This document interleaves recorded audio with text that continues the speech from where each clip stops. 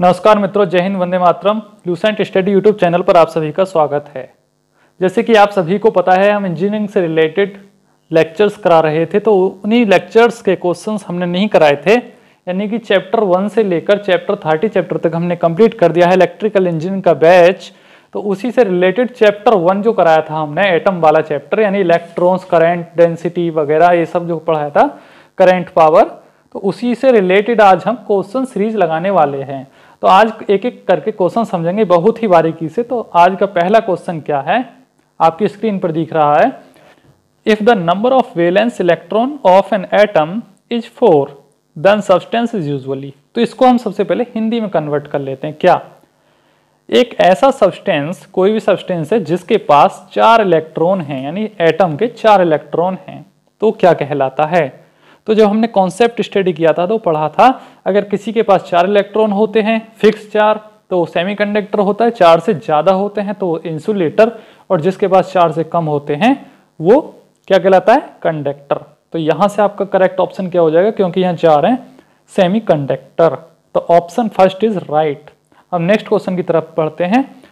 Next question है 1 coulomb of charge is equal to the, यानी कि 1 कूलम्ब चार्ज जो होता है वो कितने के बराबर होता है? तो हम सभी को पता है 625 गुणे 10⁻16 इलेक्ट्रॉन्स के बराबर होती है 1 कूलम्ब ऑफ चार्ज की वैल्यू, यानी कि इतने सारे इलेक्ट्रॉन्स को कलेक्शन करके रखता है। अब हमने आपको जब कॉन्सेप्ट कराया था तो बताया था कि इलेक्ट्रॉन जो होता है बहुत छोटा होता है, इसलिए बहुत सारे इलेक्ट्रॉन्स को कंबाइंड करके 1 कूलम्ब बना दिया था। इट इज एक बंडल ऑफ इलेक्ट्रॉन्स, ठीक है। तो 625 गुणे 10⁻16 इलेक्ट्रॉन्स होता है 1 कूलम्ब की वैल्यू। नेक्स्ट क्वेश्चन है यहां से आपका, the electric current is due to the flow of, यानी किसी भी कंडक्टर में या किसी भी वायर वगैरह में जो करंट फ्लो होता है, आप सभी ने देखा होगा, भाई आपके घरों में भी इलेक्ट्रिसिटी आती है तो करंट फ्लो होता ही है। तो किसके कारण होता है? फर्स्ट ऑप्शन है positive charge only, second option है यहाँ से नेगेटिव चार्ज ओनली। क्या पॉजिटिव चार्ज की वजह से होता है, क्या नेगेटिव की वजह से होता है, या दोनों की वजह से होता है? तो यहां से आपका करेक्ट ऑप्शन हो जाएगा both positive and negative charges, यानी इलेक्ट्रॉन और प्रोटॉन दोनों की वजह से ही किसी भी कंडक्टर में करंट का फ्लो हो पाता है। ठीक है जी। तो ये जो क्वेश्चन है ये कॉन्सेप्ट रिलेटेड क्वेश्चन है, तो सबसे पहले आपको कॉन्सेप्ट क्लियर करने होंगे, तब जाके आपको समझ में आते हैं। ठीक है। आपका नेक्स्ट क्वेश्चन है यहाँ से, ईएमएफ इन अ सर्किट, यानी इलेक्ट्रोमोटिव फोर्स जो होती है किसी भी सर्किट में, वो क्या करती है? फर्स्ट ऑप्शन है increase circuit resistance, second decrease circuit resistance, third है आपका maintain potential difference, fourth option है नन ऑफ दिस। तो भैया जो ईएमएफ होता है वो पोटेंशियल डिफरेंस को मेंटेन करके रखता है किसी भी सर्किट में। वैसे तो ईएमएफ का दूसरा नाम वोल्टेज या पोटेंशियल डिफरेंस ही है, यहां से आप ऐसे भी इसको कंपेयर कर सकते हैं। ठीक है।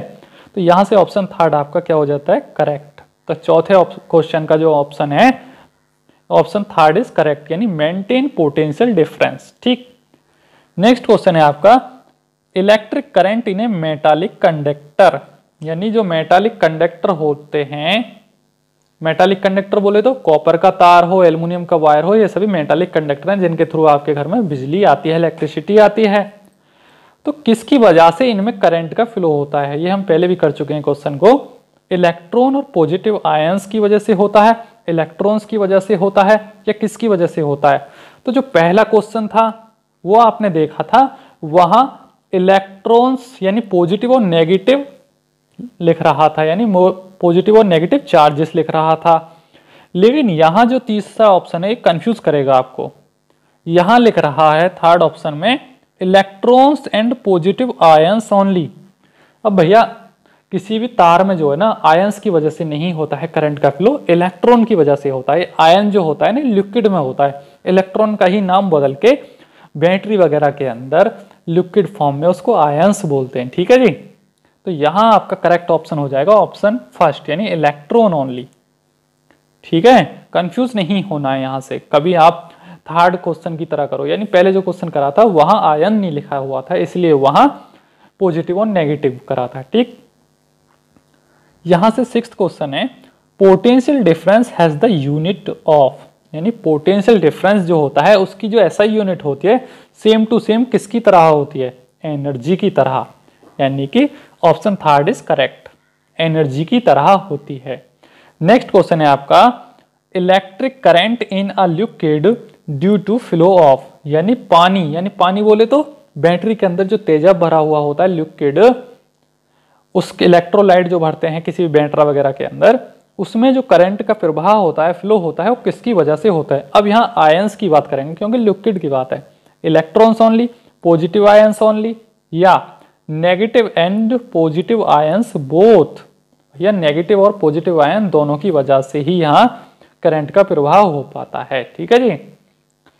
लिक्विड फॉर्म में इलेक्ट्रॉन की बात नहीं, वहां आयंस की बात होती है, क्योंकि आयंस का ही दूसरा नाम इलेक्ट्रॉन होता है। अगर लिक्विड की बात करेंगे तो आयन, और भैया मेटालिक कंडक्टर की बात करेंगे तो वहां इलेक्ट्रॉन बोलते हैं। ठीक है।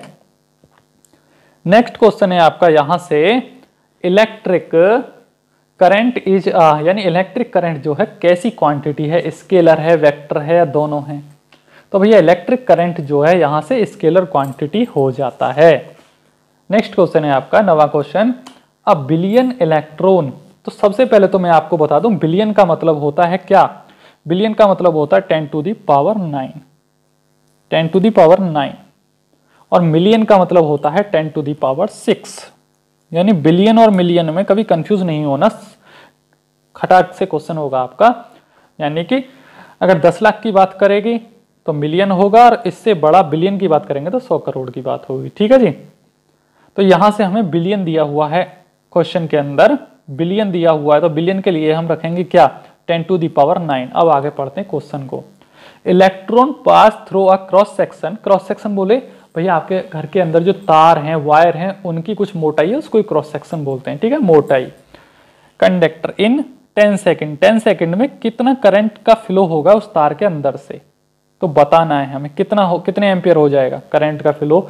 यानी जो बिलियन इलेक्ट्रॉन पास होते हैं किसी भी तार के अंदर से 10 सेकंड के अंदर, तो करंट का फ्लो कितना हो रहा है ये कह रहा है ये क्वेश्चन। तो यहां से न्यूमेरिकली क्वेश्चन है, तो इसको कैसे करेंगे हमने एक फॉर्मूला स्टडी किया था, I = Q/T या Q = IT। तो यहां से हमारे चार्ज दिए हुए हैं, बिलियन चार्ज दिए हुए हैं और टाइम दिया हुआ है, तो क्या रखेंगे हम, Q की वैल्यू रख देंगे हम। सबसे पहले लिखेंगे 10 टू दी पावर 9, क्योंकि बिलियन की बात है तो 10 टू दी पावर 9, फिर मल्टीप्लाई लिखेंगे, फिर लिख देंगे हम इलेक्ट्रॉन की value 1.6 into 10 to the power 19। ये हमेशा लिखना ही है अकॉर्डिंग टू फॉर्मूला, क्योंकि फॉर्मूला क्या है यहां से, I = Q/T, और Q का मतलब होता है नंबर ऑफ इलेक्ट्रॉन्स, N। ठीक है भैया। तो यहां से ऐसे होगा, तो यहां से Q की वैल्यू लिख गई 10 to the power 9 multiply 1.6 into 10 to the power -19, लेकिन टाइम क्या है, अपॉन टी है ना, तो टाइम है 10 टू दी पावर -3 टाइम। अब बोलेंगे कि सर यहां तो 10 सेकंड दे रखा था। नहीं भाई, अगर ऊपर वाली वैल्यू अगर जो है पावर में है तो नीचे वाली वैल्यू को भी पावर में ही करना पड़ेगा, तब जाके सॉल्व होते हैं। तो सेकंड को अगर मैं मिनट में कन्वर्ट कर दूं तो वो 10 टू दी पावर -3 हो जाता है। तो यहां से आपका क्वेश्चन बना 10 to the power 9 into 1.6 into 10 to the power -19 upon 10 to the power -3। अगर इसको कैलकुलेट करते हैं तो आपका कितना आता है, 1.6 into 10 to the power -7 ampere. तो option second is the correct. Option second क्यों, क्योंकि यहां कंफ्यूज करने के लिए ऑप्शन की नंबरिंग जो है ऊपर नीचे कर दी गई है थोड़ा, तो यहां से ऑप्शन सेकंड दे रखा है क्या, 1.6 into 10 to the power -7 ampere. तो इसका करेक्ट ऑप्शन ये हो जाएगा सेकंड। ठीक है। यहां से 10वां सवाल आता है, the electric current in A discharge tube.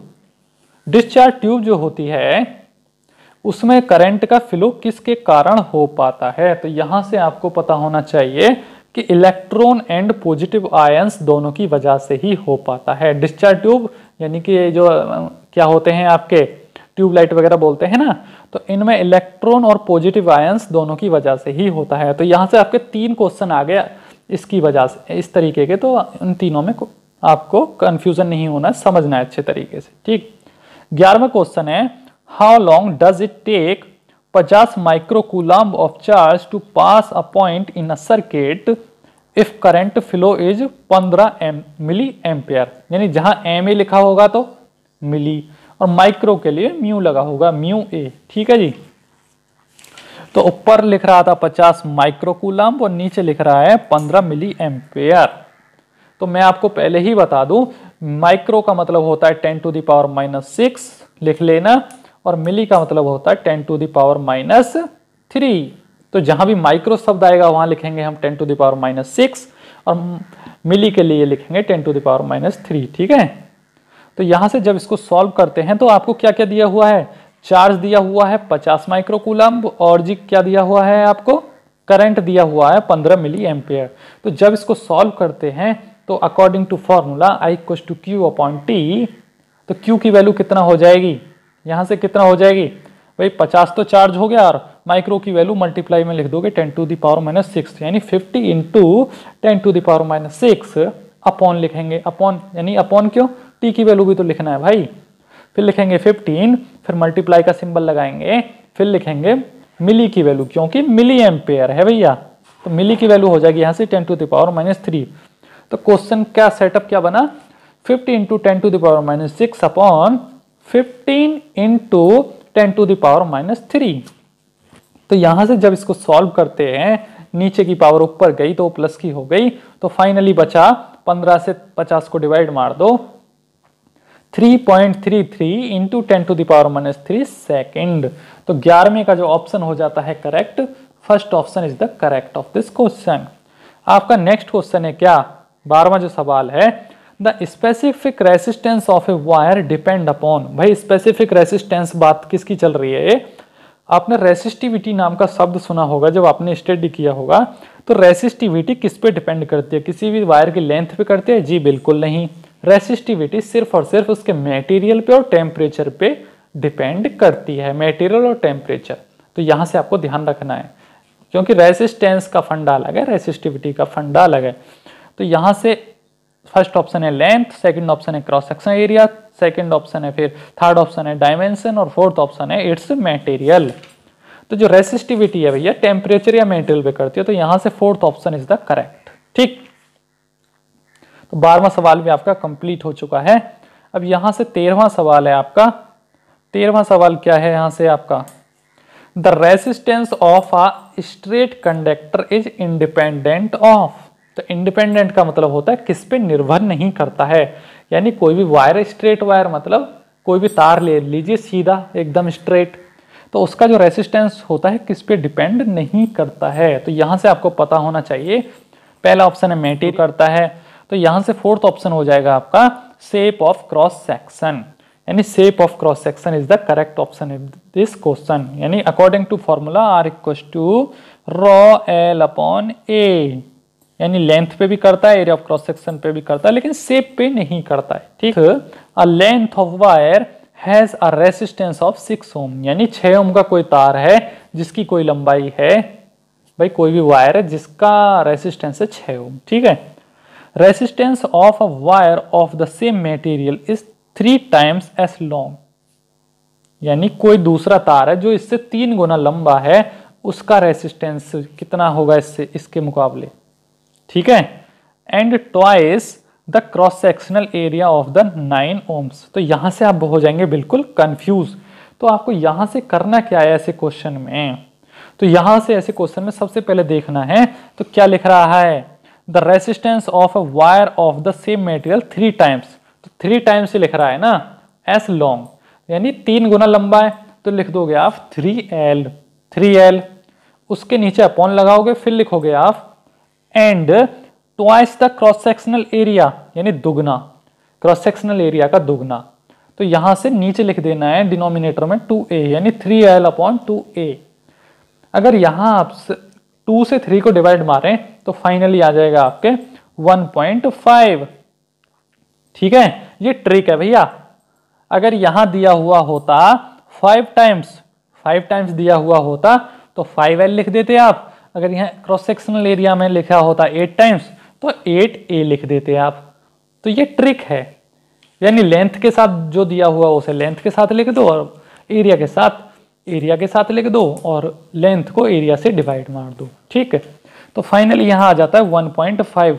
अब इस 1.5 में हमेशा R1 रेसिस्टेंस की मल्टीप्लाई कर दो। R1 कौन सा, जो 6 ओम दिया हुआ होता है। 6 ओम की जगह 50 ओम भी दे सकता है क्वेश्चन में, ये ट्रिक है, ठीक है भैया। तो फाइनली इसका जो आंसर आ जाता है 14th क्वेश्चन का सेकंड, यानी 9 ओम। कुछ भी नहीं है, कोई तार है कि जिसकी लंबाई है कुछ, उसका रेसिस्टेंस 6 ओम है, अगर उसको 3 गुना खींच दिया जाए तो उसका रेसिस्टेंस कितना बढ़ेगा कितना घटेगा, यही सब है इस क्वेश्चन में, ठीक है भाई। सीधी सी बात है, अगर तार को बढ़ाएंगे तो रेसिस्टेंस बढ़ जाता है और उसका एरिया घट जाता है। यहां से 15वां सवाल हो जाता है आपका, the drift velocity of free electrons of the order of. भाई जो इलेक्ट्रॉन होते हैं उनके दौड़ने की जो वेलोसिटी है, यानी किसी भी वायर में जो इलेक्ट्रॉन्स दौड़ते हैं वो कितनी स्पीड से दौड़ते हैं, उसी चीज को पूछ रहा है, वेलोसिटी को पूछ रहा है। तो आप सभी को पता होना चाहिए जो 15वां सवाल है इसका आंसर क्या है, हमने पहले ही लिखवा दिया था, ये 10⁻⁻5 मीटर पर सेकेंड। तो यहां से ऑप्शन 1 इज द राइट, लेकिन इसको थोड़ा ठीक कर लेना, 10⁻⁻5 मीटर पर सेकेंड है, ये मैंने साइड में आपको लिख दिया है, ठीक है। नेक्स्ट सवाल है यहां से आपका 16वां, conductivity is the reciprocal of. जो कंडक्टिविटी होती है वो किसका उल्टा होती है, तो conductivity is the reciprocal of resistivity. ये हमने कॉन्सेप्ट पे स्टडी किया था, ठीक है। तो 16वें का जो थर्ड ऑप्शन है वो करेक्ट हो जाएगा, third option is the correct, resistivity, ठीक। 17वां सवाल है यहां से, specific resistance of a metallic conductor. Specific resistance यानी रेसिस्टिविटी की बात चल रही है, कोई भी मेटालिक कंडक्टर है उसका जो रेसिस्टिविटी है विद राइज इन टेम्परेचर, यानी जो कंडक्टर हैं उनकी जो रेसिस्टिविटी है टेम्परेचर बढ़ने के साथ घटती है या बढ़ती है, ये पूछ रहा है यहाँ। तो सीधी सी बात है, जो कंडक्टर होते हैं उनकी रेसिस्टिविटी टेम्परेचर के साथ बढ़ती है, क्योंकि वो पॉजिटिव टेम्परेचर कोफिशिएंट होते हैं, और इंसुलेटर और सेमीकंडक्टर की डिक्रीज होती है। तो यहां से 17वें का ऑप्शन 1 इज द करेक्ट, ठीक है। 18वां सवाल है यहां से, the potential difference of an energy source, यानी कोई भी बैटरी ले लो एनर्जी सोर्स की जगह, ठीक है, जिसकी क्षमता है 50 मिली जूल, यानी उसकी जो एनर्जी है वो 50 मिली जूल है, 50 मिली जूल। तो सबसे पहले मिली जूल को लिख लो, यानी 50 इंटू 10⁻³ मिली का मतलब -3 होता है, तो 50 गुणे 10⁻³ नेक्स्ट है, for every micro coulomb of charge that flows. तो इस क्वेश्चन में कुछ भी नहीं है, क्या करना है आपको,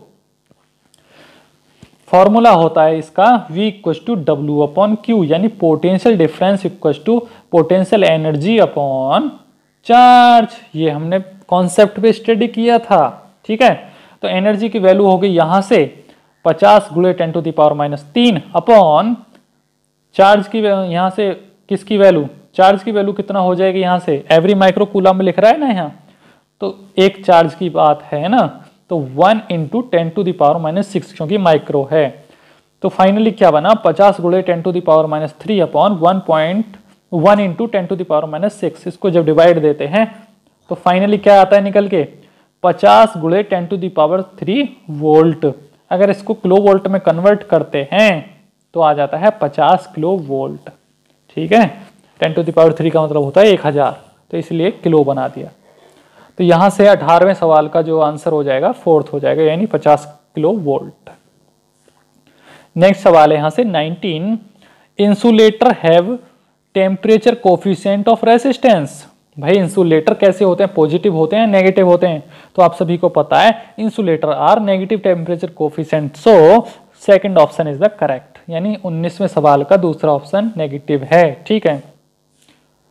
20वां सवाल है यहां से, यूरेका हैज टेम्परेचर, यानी यूरेका जो होता है भैया वो कैसा टेम्परेचर कोफिशिएंट होता है, पॉजिटिव होता है नेगेटिव होता है, क्या होता है, तो ये होता है भैया 0 टेम्परेचर कोफिशिएंट। चाहे इसको गर्मी में रखो चाहे सर्दी में रखो, यूरेका को इसके रेसिस्टेंस पे कोई भी फर्क नहीं पड़ता है, तो ये हो जाता है ऑलमोस्ट 0।